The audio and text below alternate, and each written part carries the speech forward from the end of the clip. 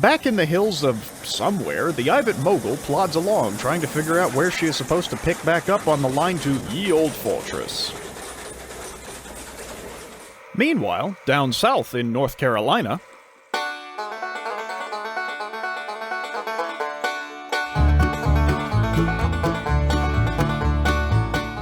the Ginty has found the rest of Ferry Battle and returns him to the shops.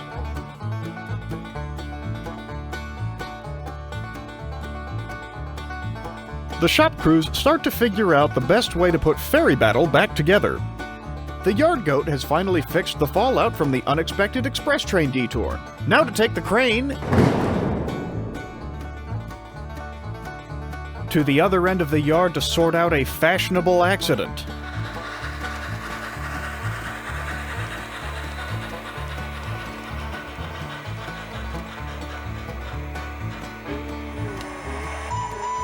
Flying Scotsman sneaks out of the engine facility with the empty Moonshine tank.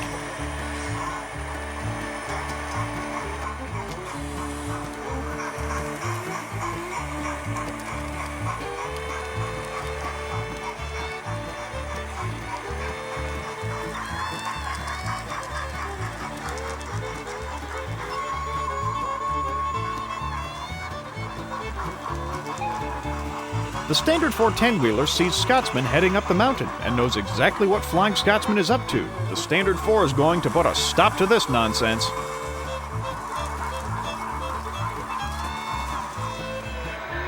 The Amtrak F40 arrives right on time, but with yesterday's train,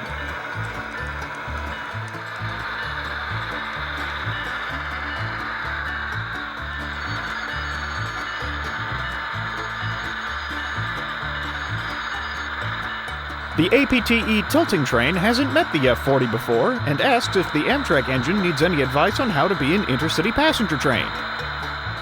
The Amtrak F40 is quite offended and departs in a huff. The APTE follows along anyways.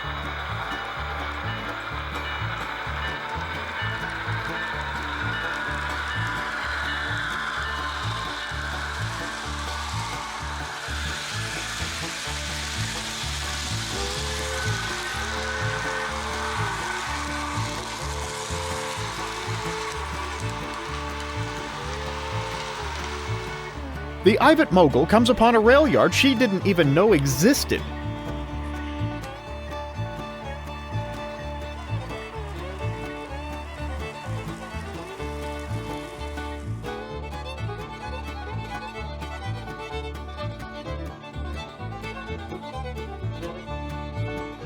She pulls into an engine facility to ask for directions.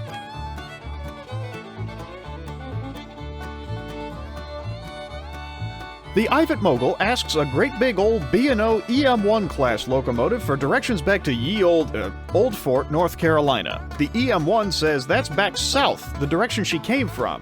This is West Virginia. The Ivatt Mogul runs around her train to start her trip back down south.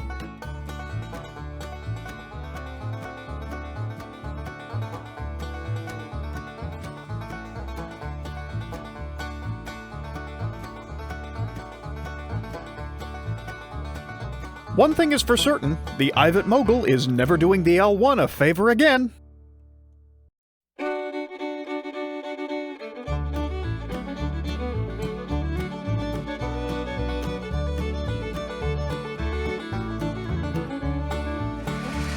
Amtrak's newest wants to challenge the Ivatt to a race. She is not in the mood.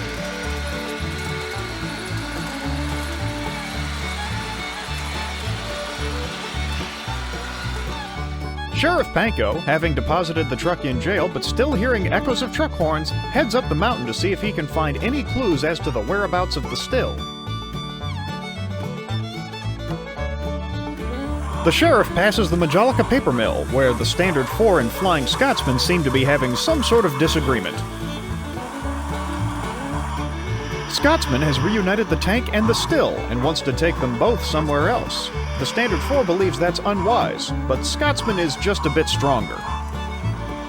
Scotsman muscles his way out of the paper mill. The Standard 4 follows, hoping to make Scotsman see sense.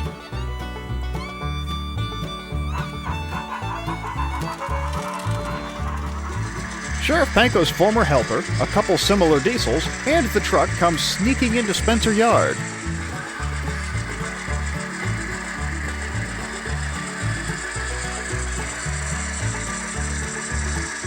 The trio plus trucks seem to be quietly trying to snag the gun. The truck, unable to hold his honk, draws much unwanted attention. The trio of Dash 8 diesels hightails it out of the yard and up the mountain.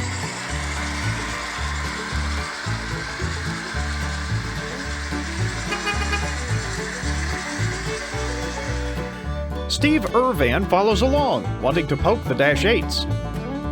Ferry Battle desperately wants to have a go at the tiny German bus, but is still in two pieces. Amtrak's newest seems to have had a minor mishap. The Ivatt Mogul just wants to get back across the state line before anything else happens. Flying Scotsman is sitting contentedly at Clinch Cross. The Standard 4 catches up and asks to have the special water wagons so they can be stashed away safely. Flying Scotsman says the Standard 4 is just jealous he can't hold his drink as well as Scotsman can. The Standard 4 tells Scotsman that being coupled to those wagons would make him more interesting to the police than a mobile donut truck would be right about now.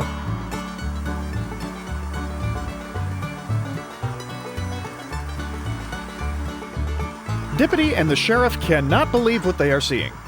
The Standard 4 tells Scotsman that if he really was the first locomotive to reach 100 miles per hour, he should really consider doing that again right about now.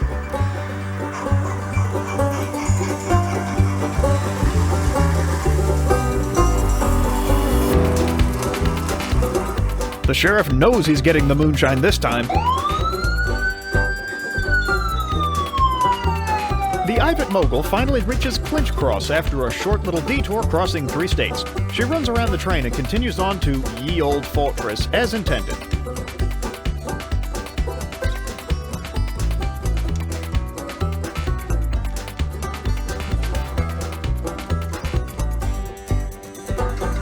Flying Scotsman flies into Statesville and the Standard 4 follows. Both are diverted onto the siding. The sheriff is not far behind.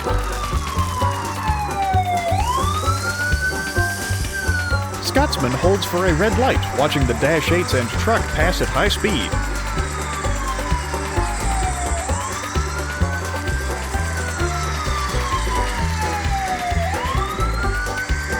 The Southern Pacific Dash 8 yells an expletive as he realizes he's passing the sheriff, but is considerate enough to cover it over with his horn. Seeing that 3 locomotives which are supposed to be in jail just passed the sheriff at 80 miles per hour, the sheriff reverses and gives chase. The yard goat watches as a blur screams past, rolls away up the mountain, and rolls back down again. The freight motor is hinting not so subtly that it is time for lunch. The yard goat requests that someone go feed the trolleys before they get everyone blown up. The Ivatt Mogul finally arrives in Ye Olde Fortress late in the evening.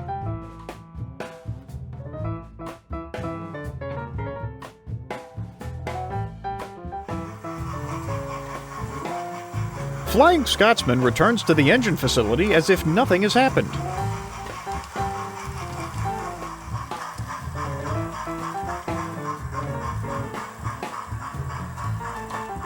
The Standard 4 has given up on trying to keep the special water wagons secure and volunteers to take a night train.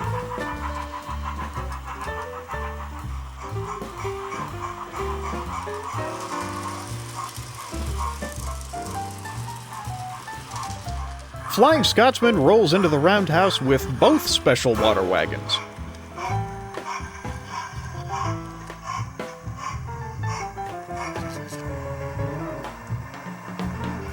The 5600 returns to the roundhouse with a very smug look on her smokebox.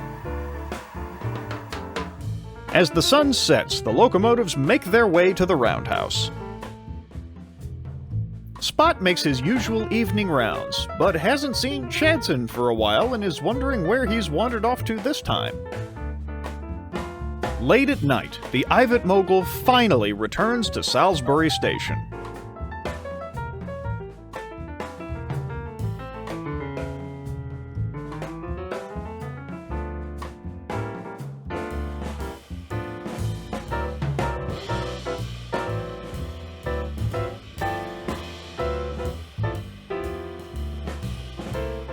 The Ivatt Mogul finally rolls up to the roundhouse a little after midnight.